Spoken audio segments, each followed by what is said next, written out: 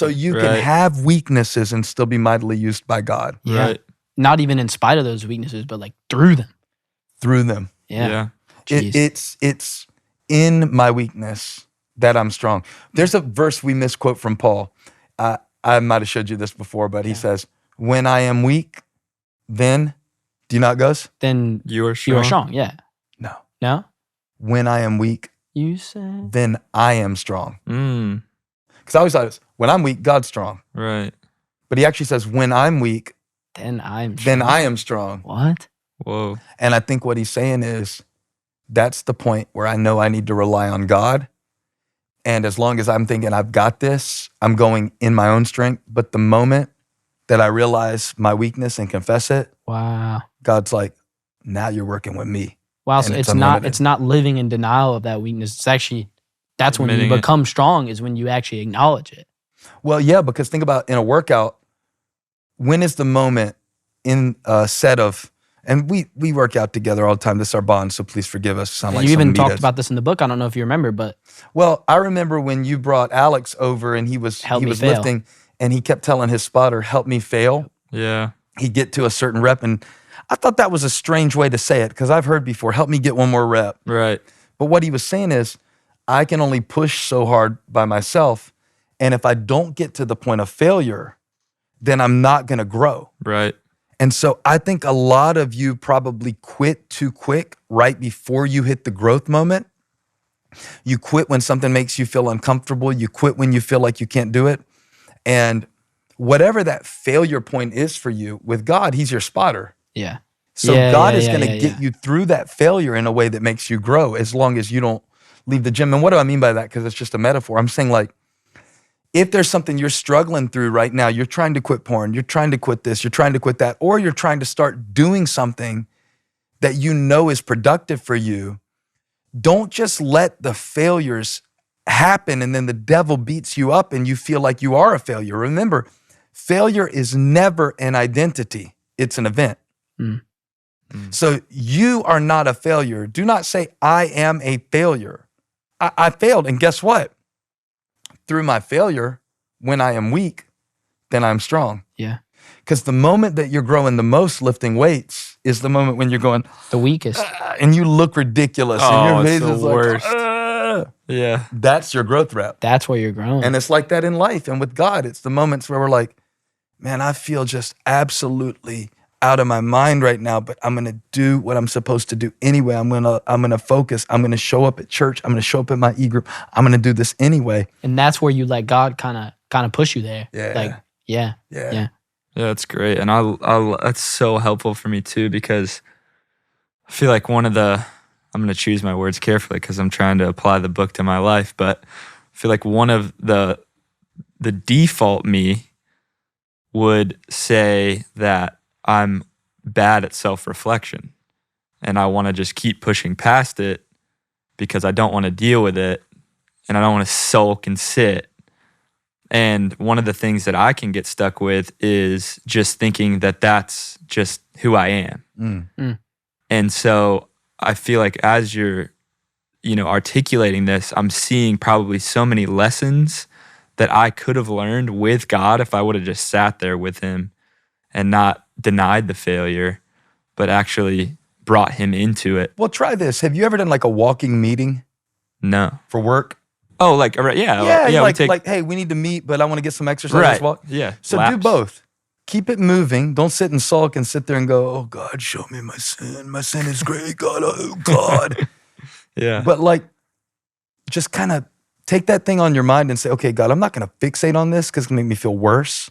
I'm not going to sit down for an hour, light a candle, burn some incense. And yeah. I'm just going to as I go through my day, God, I want to kind of think about that with you. And that phrase right there, think about it with God. Like, God, help me think about this and watch what he puts in your life that day to speak to you as you're moving through it. See what I mean? It's not just sitting down at a kitchen table or kneeling down at a prayer bench. It's going, God, that way that's sitting with me, it's just not going away. It's sitting here. So would you show me how to interpret this? And then do both. Because I would add, JT, that sometimes sitting with it and living in it isn't reflection, It's rumination. Rumination is when you turn something over and over in your mind. And that can actually be where the enemy can show up and cause you to go blind to all the good stuff that's around you. Because it would be basically like if we were playing, what sports did you play growing up? Soccer, baseball. Yeah, I mean, it'd be like, it would be like you are still looking at the pitch that you just swung at and missed, still looking at the pitch that you just swung at and missed, and then you struck out. So I don't think it's a bad thing that your feeling is, okay, next pitch. Yeah, in a way, that's a strength. It's a strength. But like you were saying before, sometimes that strength can get flipped. Can become a weakness. Or a strength can become a weakness if it's not guarded. A weakness can become a strength if it's submitted to God. Jeez. Wow. That is deep. That is deep. And do that in your life everywhere. What we just did, that was like a therapeutic exercise. You're like, honestly, I feel like my tendency is like, just go get around people. I'm social. Because I know enough about how you are. I don't know you that well, but I know you probably don't want to be alone with yourself that much. Mm-mm. And you're like, that's a weakness. I'm like, are you crazy? That's one of the greatest strengths. People would kill to have the people skills that you have, right? So we're not trying to eliminate that from your life. Right. We are just trying to join that with the part of your life that can sometimes tend to use that as a substitute for actually working through an issue. Right.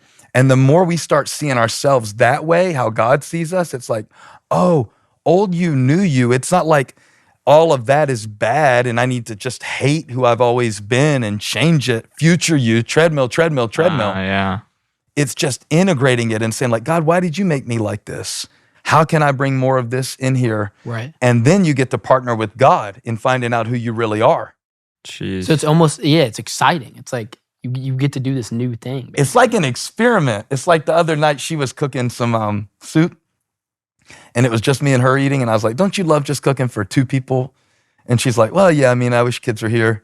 But, and I know this is making you kind of lust right now after the food that you're not getting while you're at college, because I know you've been on steady ramen. Yeah. But so she's like, the dinner will be ready in such and such time, and it took a lot longer. And when I came out, she was like, I know it took a little longer, but man, I had fun playing around with the soup. I put a little of this. They didn't have this, so I had that. And then last time I did this and I did that. And I'm thinking like, you are kind of like that soup. And it should be a feeling sometimes, not just of like, I got to get better because I suck and God hates me and I'm going to burn in hell if I don't fix this and he's never going to be able to use me. It's like, well, okay. Or just like, this is an experiment. Mm-hmm. Right. I like to think of like myself as I'm a beta version, not beta like alpha, beta, not that. The pre. Right. The version that's like, I know I still got bugs. Yeah. But there's going to be updates. Yeah.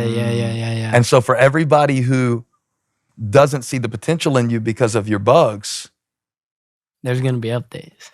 Jeez. That's crazy. Touch three people, say, there's going to be an update. There's going to be an update. Yeah. Put it in the comments. There's going to be an update. And the thing that we're updating right is our mindset. That's how we update it. We set our mind on things above, update. Set your mind on things above, update. That's what I want to get you in the flow of at a young age in your life. And I know not just youth watch this podcast. Right. I know y'all reach people of all ages. This could be as true if you're 60 as if you're 16. Right. There's still updates. Abraham became the father of many nations when he was 99. Crazy. So there's still updates available for your life. It's not over. Right. It's never too late for an update. Come on, was boy. that corny or cool? There's a fine line, right? Right. It's never too. It's all about context. If you were like, it's never too late for an update. Right. But what I would do if I was preaching it, I'd be like, there are a lot of people in your life. So you could say like, God will use your haters to be your updaters. Ooh. God will use Judas to get Jesus to the cross, because if Jesus stays on the earth, he's limited to his physical body. But if he dies on the cross and he goes down into the grave and he rises from the grave and ascends to heaven, he sends his spirit. Jeez. And his spirit can live in all of us at the same time, and greater works shall you do. So he used Judas to bring Jesus into the earth in the form of the spirit. Through his hater. Your haters are your Updaters. And some of you would think, yeah, that would have been great if I could have heard this when I was a kid, but I'm not a kid anymore and I wish I could have. But you need to talk to Abraham, because Jesus spoke about a man named Abraham, and Jesus said, before Abraham was, I am, and that's when they wanted to crucify him. And Abraham said, God, will you give me an heir, seeing that I am childless, and Eliezer is my servant, and he will inherit everything. And God said, you shall have a child, and it shall be your seed. And when he was holding Isaac, he realized it's never too late for... And then hopefully everybody would say, Says update. An update. Dude, And then you we give just it. got a master class. And then you do it. Jeez, he just took some real random That thing. thing I about said. is it corny or it's cool? I noticed that shows About up the in context. creativity. We were writing a song this week and we were being real serious. Oh, this is serious. And then there was a moment where, like, bathroom break or whatever, and I did something just that I thought was, and I'm going to show it to you because I'd like you to put some production on it. Oh shoot. And I'm gonna show it to you. But it was something that I was like, is that corny or is that awesome? Yeah. And that kind of goes to the thing, like, we are so, can I speak to this? Yeah. We are so consumed with cool. Mm. We are so consumed with acceptance. We are so consumed with being guarded that some of our best stuff never gets shared, whether that's how we show up in our friendships or who we really are deep down. Mm-hmm. And we cover all that up for the sake of cool. And the friends that we win by pretending to be something that we're not aren't friends with us because we're pretending. Right. They're friends with some They're pretend version. friends with the pretend version. Yeah. So Yeah. what did you gain? Gain nothing, You've gained nothing. Jeez. and it's not their fault either. Because that's what you you're just trying to presented. Show 'em. Yeah. Okay. In chapter 2, you talked about how we had the choice to either argue for our limitations or agree with God about our potential. That's my favorite. It was banger line. What advice do you have to the kid out there who maybe can't figure out what they want to do in life, where their potential is? How would you speak to that? Because I feel like that's a very pressing issue with, like, this age range. You are accurate if you say that we have no idea what our potential is. That will always be true. Mm. But think about the first part. I think you hit my favorite line in the book. And I don't know who said it first. I heard Les Brown say it. Okay. You have something special. Yeah. Yeah, somebody tell Les Brown to hit me. I love Les Brown. Somebody tell Les Brown. He gave me that line, but I don't know if he made it up. But he said, if you argue for your limitations. You get to keep Let me start it all over. If you argue for your limitations, you get to keep them. Do not say I am only. Then I added a back half to it. If you argue for your limitations, you get to keep them. But if you agree with God about your potential, you get to grow into it. Mm. So I'm going to say the whole thing again.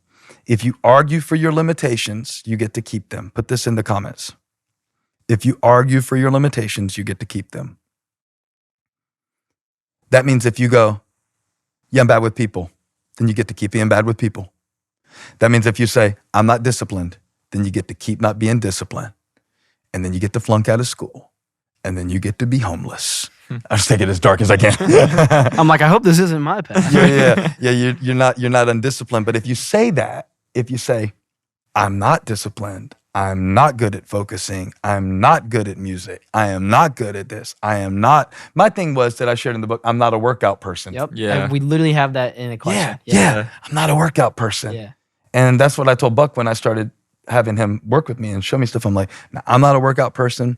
I don't do legs. I don't do chin-ups. I don't do cardio. Right. Like, so you just bench. Yeah, I just bench. You can't make this up. That was literally the next question. Really? Is about, I Yeah. love the story from chapter 4 where you said you weren't a lifting person. We're in the flow. We're in the We're in the flow. flow. We're in the flow.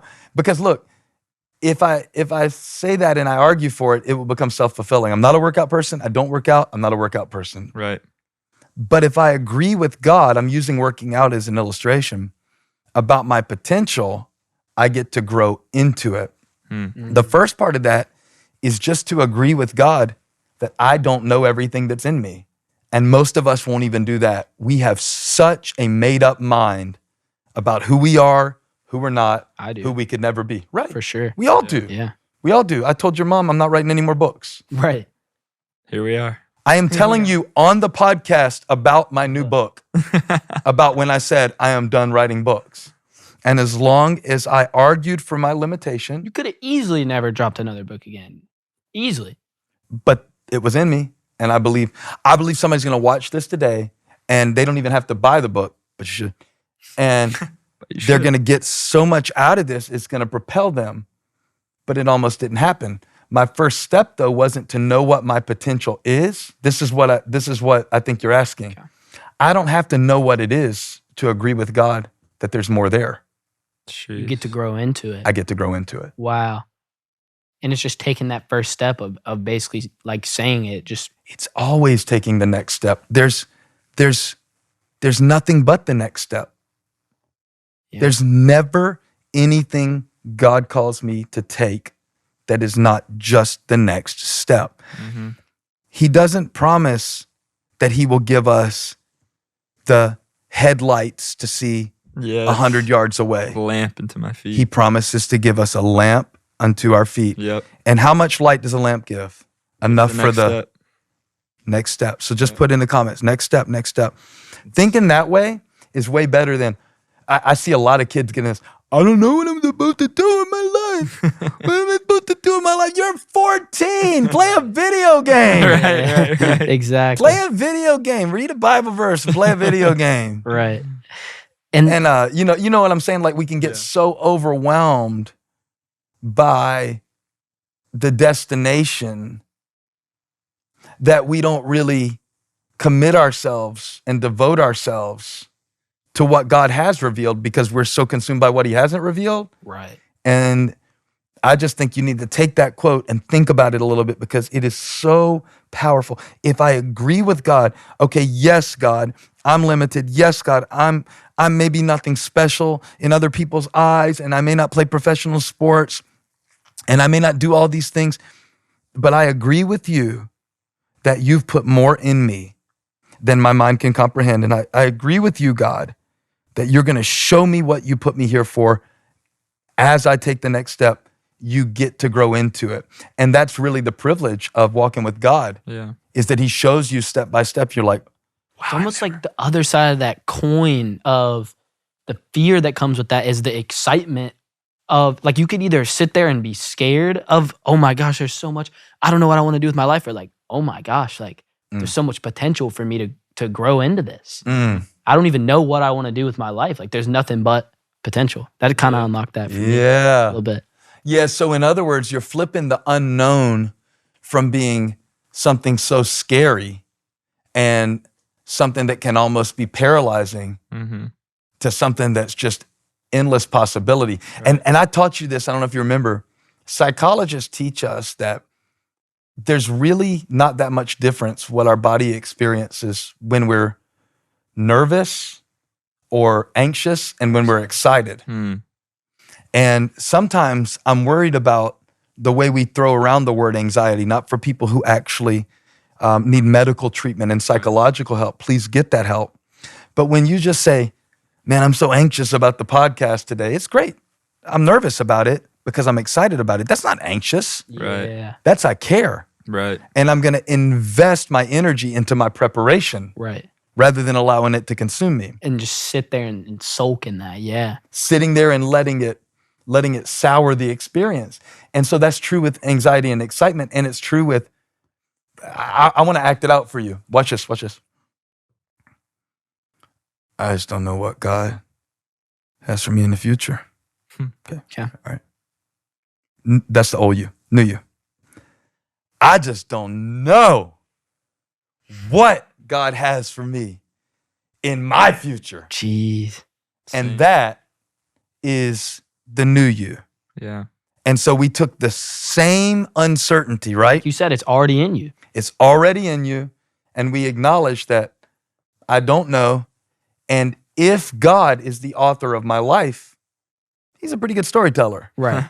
You ever sit down and watch a movie and you're like, I'm not sure where this is going, but you like the person who made the movie, who wrote it or directed it, and you're like, I always like their movies. See Right. it through. And if you've seen God see you through some things in your life and you believe in him and that you're in his hands, you can get through parts of the story and the plot where you're like, this is confusing right now, but he always makes it pay off in the last scene. Yeah. And I think that's what Joseph was in the scriptures, where he said, you meant it for evil, but God meant it for good.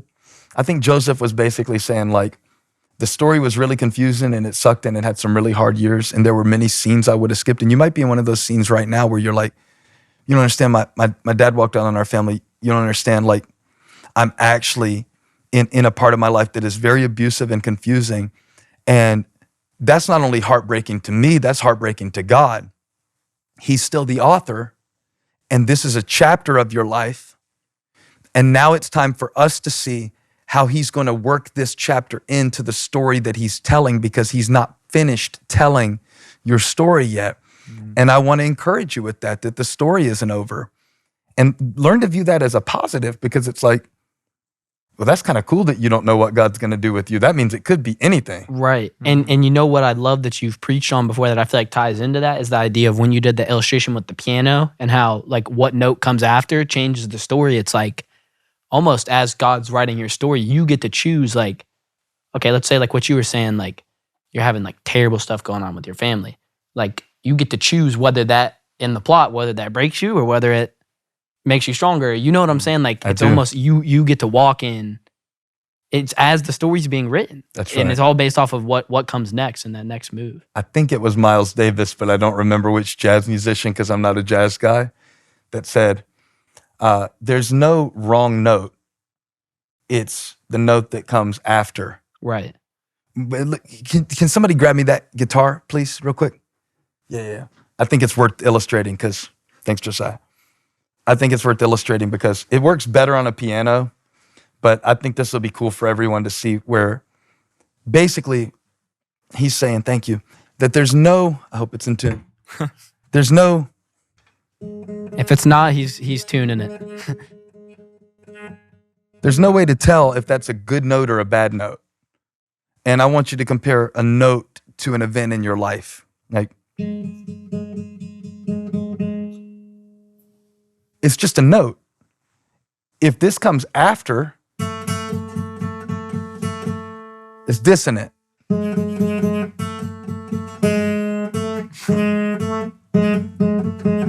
You know, it's the note I'm putting after. So you say, oh, that's a bad note. Well, not necessarily. If I say, ugh. Still, but.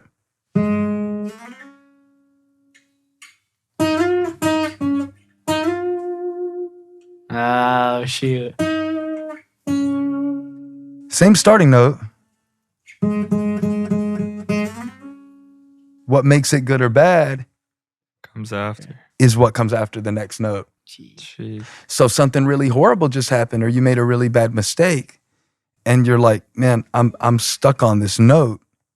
It would be a real mistake for you to just go deeper down into the spiral, like just make it even worse. Like, now you're just running through all kinds of girls, or you're running through all kinds of boys and just trying to fill this hole. No. The note right now, it might not be a note that you understand out of context, but it's Amazing Grace I'm trying to play. Oh, yeah. And it became grace because of what came after. It became amazing because of what came after. And let's learn to do that more in our lives. Let's go, okay, I absolutely wrecked that moment. But the next moment, the next step, I'm learning from that, I'm moving forward. And that's how you get out of the trap of like all this condemnation. You could take this before I start playing James Taylor. But it's just this idea of saying like, no. This is not the last note. This is not the last chapter. This is not the final word. This is not the last relationship. This is not the last friend. This is not the last opportunity. This is not my final note. Just put that in the comments real quick. This is not my last note. Mm-hmm. There will be more grace after this. And that's what I love about the new you. The new you is the next note. Yeah. And the next note. And the next note. And who's deciding what that note will be? Is it always God? Right. Or does he sometimes put it in our hands to say, yeah, do you want to forgive this or do you want to stay bitter? Jeez. Do you want to learn from this, go back and apologize, and then get better from it? Or do you want it to keep you stuck here? And that's a decision that we make. Until you realize you have that power, you're thinking like, oh, well, my life is bad and theirs is good. He said there's no bad note or good note. It's the note that comes after that makes it a good note or a bad note. And I think that's true of a lot of things that happen in our lives. Hey, thanks for stopping by my YouTube channel. I hope you were blessed today. If you were, share this with somebody. Like and subscribe and leave me a comment. Let me know where you're watching from, what we can pray for you about. Hope to see you back here again really soon.